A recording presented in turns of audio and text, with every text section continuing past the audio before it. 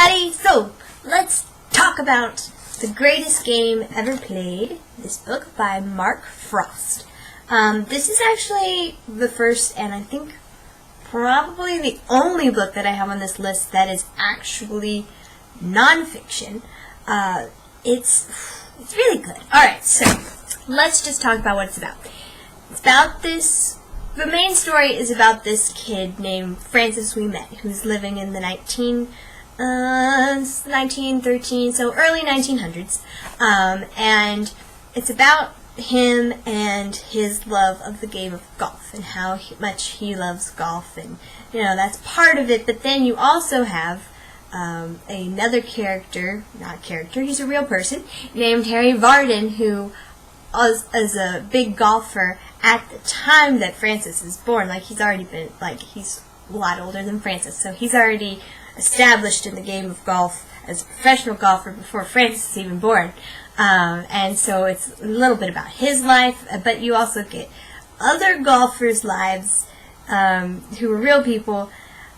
First of all, it's so much fun to read about real people if it's written about well. First of all, biographies usually tend to be boring. I have a biography on my shelf about a person that I really find fascinating, but it's just about him. And so it can get really boring because it's just about his life. And everybody has times in their lives that are really boring. But because this book is about lots of people, and about sort of like the picking and choosing of the most interesting parts of their lives, and how they became golfers, and how they, the hardships that they had to endure, because all of these people in this book, the main people, are of the lower classes. And so at the time, they were not expected to be golfers, or if they were very looked down upon, especially if they were professionals in golf, because it's like, oh, you have to play golf for, to make money. We don't have to do that, so you're lesser than us, all that stuff. So that's one of the things that makes this really good and interesting, is because it's about lots of different people. Also, if you haven't already noticed, it gives a lot of the historical context. So you're not so much reading about just golf. You're reading about the time period in which it is set, the early 1900s, right before World War I. You're reading about the social classes and how things were set up at that time, which is really interesting to think about. 100 years ago, there was such rigid classes, people didn't associate with these other people down here, it was just not done, everything was so much more rigid than it is now, and that was less than 100 years ago. It's just fascinating to think about. But the thing that it's all leading up to in this story is the U.S. Open of 1913. And I don't know, I don't want to give things away because you probably don't know anything about it unless you have watched the movie. The movie's so good. That's where I first got into the storyline, and then picked up this book. The book gives a lot more details, and it's a lot more historically accurate, of course. The movie takes a lot of liberties, but anyway, the movie's really good still.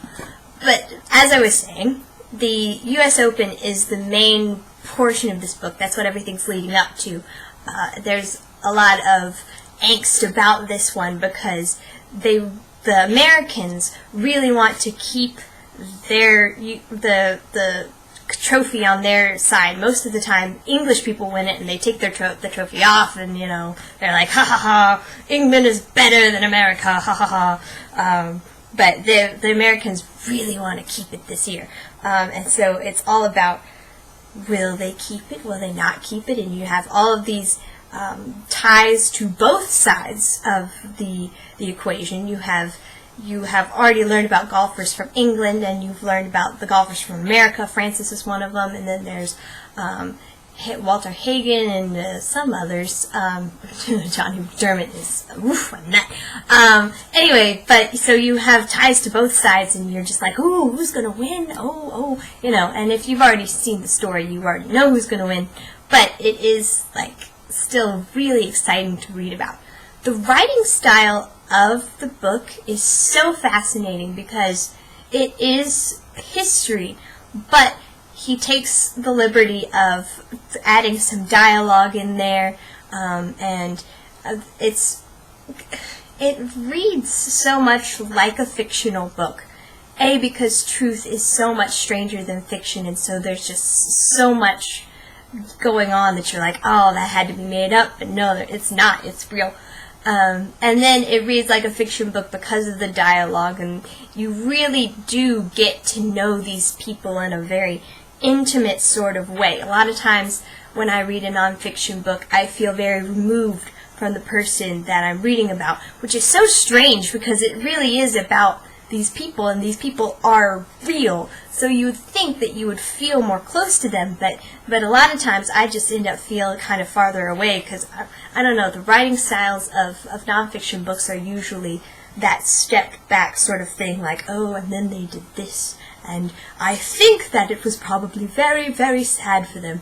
But no, Mark Frost writes about this as if they were real people, and he takes the liberties of inserting emotions and feelings for them that, I mean, obviously that's how they probably felt. So it really does give you that intimate feeling of fiction and makes it so interesting because you get so close to these people in this book, and then you remember that they're real, and it kind of gives you this feeling of I don't know, it's just it's cool to think about. And also the characters are just so sweet and kind, and they make you very happy to know them. The people in this book have worked so hard to get where they are, and they are very giving, they are very passionate. It's just really cool to learn about these people and then be like, they're real. It gives you kind of a role model and makes you want to work that much harder to achieve your goals because they just worked so hard and overcame so many obstacles. It's very uplifting and it's very fun to read and enjoyable, and I totally recommend it. It's definitely going to be near the top of my list as I start to rank them in order of the ones that I think are the best. Alrighty, so now that we have done that, I'm going to tell you what book I'm going to review next. It's not technically a book, it's a play. I saw this play, and I purchased the script for it. This is Hedda Gabler, I don't know how you pronounce it, by Henrik Ibsen, and so I'm going to be reviewing that next. It'll be interesting because plays different. Read a nonfiction book and then read a play and try to review them when you've been reviewing fiction for this whole time. But anyway, so I'll see you guys soon. Bye!